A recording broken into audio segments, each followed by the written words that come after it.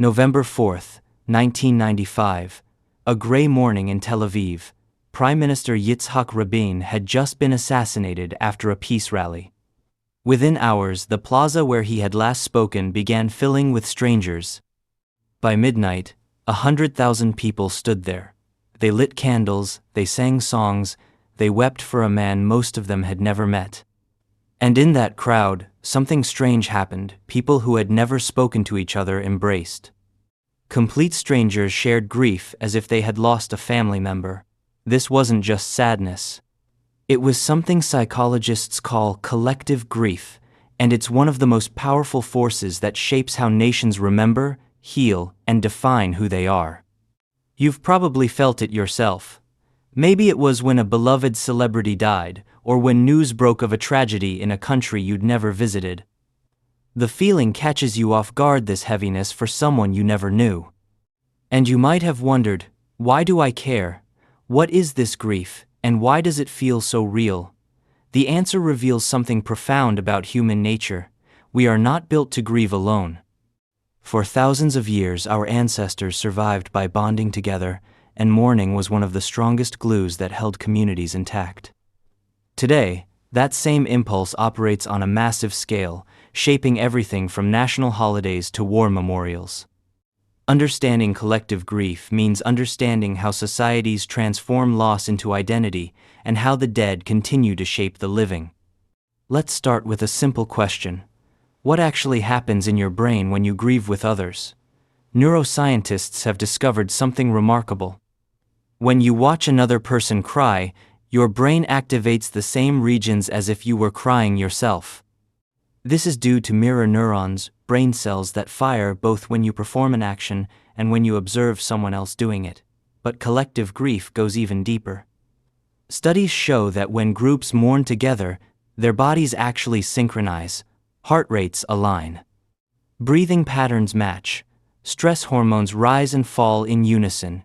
You literally become, in a small way, one organism experiencing one emotion.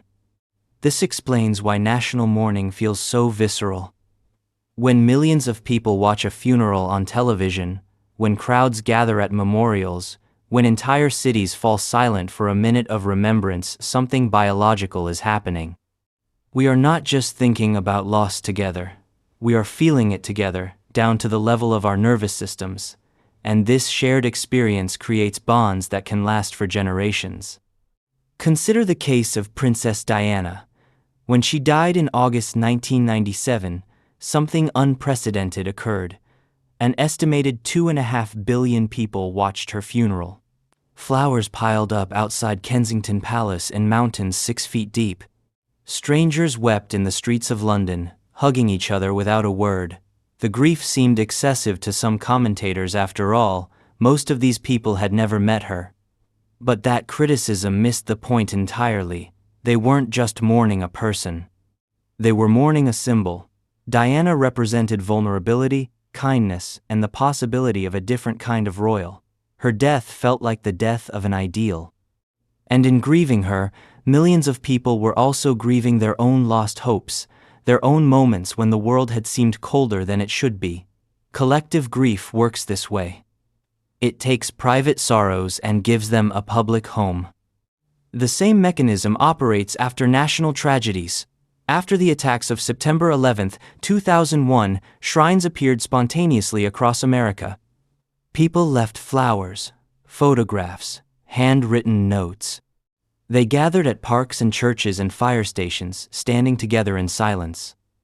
A study published in the New England Journal of Medicine found that in the week after the attacks, 90% of Americans reported some form of stress reaction, even those who lived nowhere near New York or Washington. This wasn't just empathy. It was a nationwide physiological event, and the shared mourning that followed served a crucial purpose. It transformed chaos into meaning. By grieving together, Americans were saying, "This happened to all of us, and we will process it together." But here's where things get interesting. Collective grief isn't just an emotional response, it's also a political tool, and societies have understood this for millennia. Ancient civilizations turned mourning into elaborate state ceremonies. Egyptian pharaohs spent their entire lives preparing tombs that would ensure national grief on a massive scale. Roman emperors were deified after death, their funerals transforming into spectacles that reinforced the power of the state. The message was always the same: the leader's death is a loss for everyone, and everyone must participate in the grief. Modern nations have refined this technique into something more subtle but equally powerful. Consider Memorial Day in the United States. It began after the Civil War as Decoration Day, a time when families would decorate soldiers' graves with flowers. But it has evolved into something much larger. It's now a federal holiday, a 3-day weekend, a moment when the entire nation pauses to acknowledge sacrifice. And whether or not you personally know someone who died in military service, you are expected to participate. Stores hold sales, politicians give speeches, flags fly at half-mast. The grief is institutionalized, ritualized, woven into the calendar itself. War memorials serve a similar function. The Vietnam Veterans Memorial in Washington, D.C., is a masterwork of collective grief architecture. Its black granite walls are inscribed with over 58,000 names. But what makes it powerful is not the list, it's the way people interact with it. Visitors touch the names. They leave letters, photographs, medals, even cans of beer. They take rubbings of names they've never heard before. The memorial becomes a site where private grief and public grief merge, where strangers share the weight of loss without speaking a word. Mayo, the architect who designed it, understood something profound. Collective grief needs a physical home. Without a place to go, the emotion disperses. With one, it concentrates, deepens, becomes a permanent feature of the landscape. Different cultures handle collective grief differently, and these differences reveal deep truths about what societies value. In Japan, annual ceremonies mark the atomic bombings of Hiroshima and Nagasaki. At 8:15 a.m. on August 6th, a bell tolls, and an entire city falls silent. Paper lanterns float down the river, carrying messages to the dead. The grief is formal, beautiful, almost meditative. But it also carries a message: never again. Japanese collective grief is inseparable from a political commitment to peace. Contrast this with Argentina, where the mothers of the Plaza de Mayo have marched every Thursday since 1977. Their children disappeared during the military dictatorship, and their grief is not quiet, it's a demand for justice. They wear white headscarves, they carry photographs of the missing. They walk in circles, refusing to let the nation forget. Here, collective grief is activism. It refuses to heal until the truth is revealed. The same pattern appears in Rwanda after the genocide, in Bosnia after the war, in South Africa during the Truth and Reconciliation Commission. Grief becomes a form of testimony, and testimony becomes a path toward national rebirth. But collective grief has a darker side, and we need to talk about it, because the same psychological forces that bond strangers in sorrow can also be weaponized.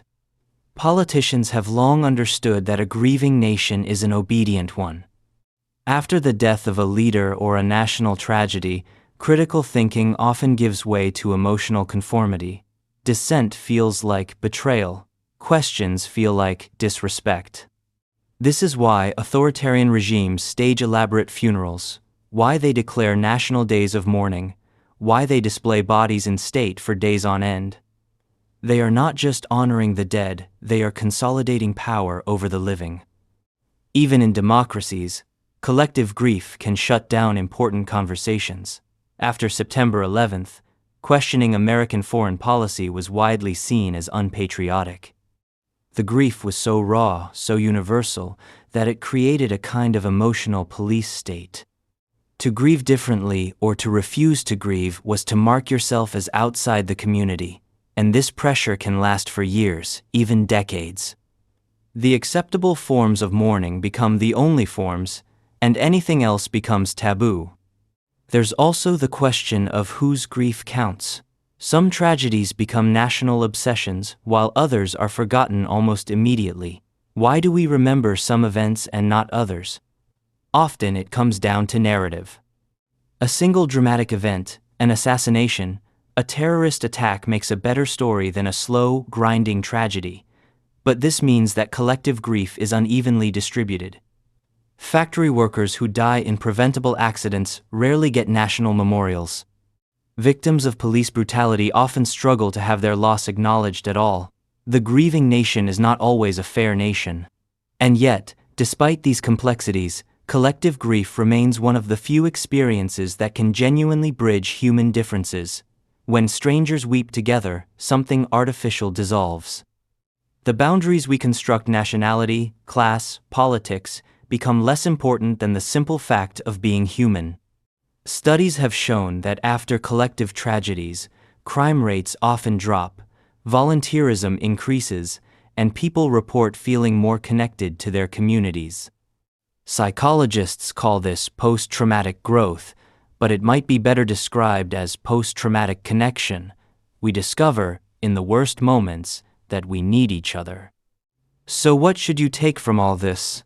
First, that your grief for strangers is not foolish or fake. It's an ancient biological response that helped our ancestors survive. Second, that collective grief can be both healing and manipulative, and the difference matters.